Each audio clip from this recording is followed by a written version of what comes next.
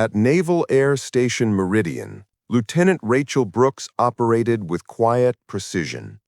At 28, she had logged over 2,000 flight hours across various aircraft, yet few people knew about her extensive combat training and exceptional skills under extreme pressure. While her male colleagues boasted about their missions over drinks at the officers' club, she preferred studying flight manuals in her quarters or practicing emergency procedures in the simulator. The daughter of an aircraft mechanic father and a Navy nurse mother, Rachel grew up on military bases. She learned to speak softly but carry herself with unshakable confidence. Her childhood was spent watching her father repair fighter jets and listening to her mother's stories about treating wounded soldiers. These experiences taught her that real heroism often happened without fanfare or recognition. During her years at the Naval Academy, Rachel faced constant challenges. Some instructors doubted whether women belonged in combat roles, while classmates sometimes treated her like a curiosity rather than a serious pilot. She responded by working twice as hard as everyone else, arriving early for every training session, and staying late to perfect her techniques. Her flight instructors were impressed by her natural ability to remain calm under extreme pressure and her uncanny skill at making split-second decisions that saved both aircraft and lives. After graduation, Rachel was assigned to a squadron flying support missions rather than frontline combat. The assignment frustrated her because she knew she was capable of much more, but she never complained. Instead, she used every opportunity to expand her skills, volunteering for additional training programs and studying combat tactics in her spare time. The base where Rachel served was known for its diverse mix of military personnel. Navy SEALs frequently used the facility for training exercises, and she had observed their rigorous preparation routines from a distance. She noticed how they worked as a team, how they planned every detail of their operations, and how they maintained their equipment with obsessive care. These observations influenced her own approach to flying. Rachel's reputation among the ground crew was exceptional. The mechanics trusted her because she understood aircraft systems better than most pilots. She would spend time with them, learning about engine performance and discussing modifications that could improve aircraft efficiency. This knowledge made her more effective and helped her understand exactly what her aircraft could handle in extreme situations. On quiet evenings, Rachel would walk along the flight line, inspecting aircraft and thinking about her future in the Navy. She wondered if she would ever get the chance to prove herself in real combat situations, or if she would spend her entire career in support roles. Her personal life remained simple and focused, maintaining a small apartment where she kept aviation books and model aircraft that reminded her of childhood dreams. The morning that would change everything started like any other. Rachel completed her usual pre-dawn run around the base, followed by a careful review of the day's flight schedule. She noticed several SEAL teams conducting training exercises, but paid little attention to the details. Her focus was on a routine patrol mission that seemed straightforward and uneventful. As she prepared her aircraft, Rachel had no idea that within hours she would face a situation testing every skill she had developed. The emergency alarm shattered the peaceful morning atmosphere at 0447 hours. Rachel was in the middle of her pre-flight inspection when the base-wide announcement crackled through speakers, calling all available personnel to the main briefing room.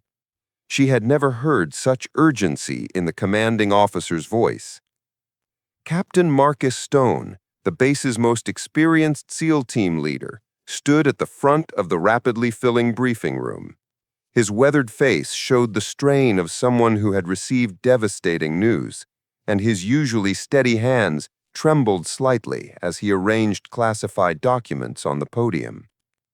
Around him, Dozens of sailors, Marines, and aviators filed into the room, their conversations hushing as they sensed the gravity of the situation. The briefing began with a satellite image projected on the large screen. The photograph showed a remote mountainous region where dense forests gave way to rocky cliffs and narrow valleys.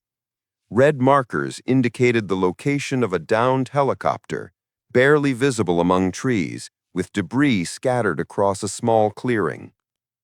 Stone's voice was steady but emotional as he explained that a Navy helicopter carrying a team of combat engineers had crashed during a routine supply mission in hostile territory. 4 crew members were confirmed alive, but trapped in enemy territory, approximately 60 miles behind enemy lines. The crash site was surrounded by insurgent forces actively searching for survivors, and traditional rescue helicopters could not reach the area without significant risk of being shot down. The terrain was too dangerous for ground-based rescue teams to navigate quickly enough, and time was running out before the survivors would either be captured or succumb to their injuries. Rachel listened intently as Stone described the tactical challenges facing any rescue attempt. The crash site was located in a narrow valley, surrounded by high ridges where enemy forces had positioned anti-aircraft weapons. Weather conditions were deteriorating rapidly, with low clouds and strong winds making flying conditions extremely dangerous. Stone paused and looked directly at the assembled crowd. His next words would become etched in Rachel's memory forever. This mission requires a pilot with exceptional skills, someone who can fly a small, agile aircraft at extremely low altitudes through hostile territory. The pilot will need to navigate treacherous mountain terrain while avoiding enemy detection, locate the crash site, and coordinate with our rescue team on the ground. The room fell silent as Stone continued. The mission would involve flying a modified reconnaissance aircraft, stripped down to reduce weight and increase maneuverability. The pilot would need to fly below radar coverage, using natural terrain features to avoid detection while maintaining radio contact with both the rescue team and trapped survivors. Rachel felt her pulse quicken as she realized this was exactly the type of high-stakes, technically demanding mission she had trained for throughout her career. She understood the aircraft systems, had studied the necessary tactical approaches, and possessed the calm temperament needed to execute such a dangerous operation under extreme pressure. Around her, she could see other pilots shifting uncomfortably. Many had more flight hours, and some had actual combat experience, but she could sense their reluctance to volunteer for such a risky mission. The technical demands of flying at extremely low altitudes through mountainous terrain while avoiding enemy detection were beyond what most pilots had ever attempted. Stone's eyes swept across the room as he prepared to ask the crucial question. Rachel could feel her heart pounding as she considered the implications. Volunteering would mean risking her life, but it would also mean finally getting the opportunity to prove she belonged in combat roles. More importantly, it meant potentially saving the lives of 4 fellow service members. The captain's voice cut through the tension like a knife. I need to know right now if there is a combat pilot in this room who has the skills and courage to attempt this rescue mission. Rachel took a deep breath and slowly rose from her chair.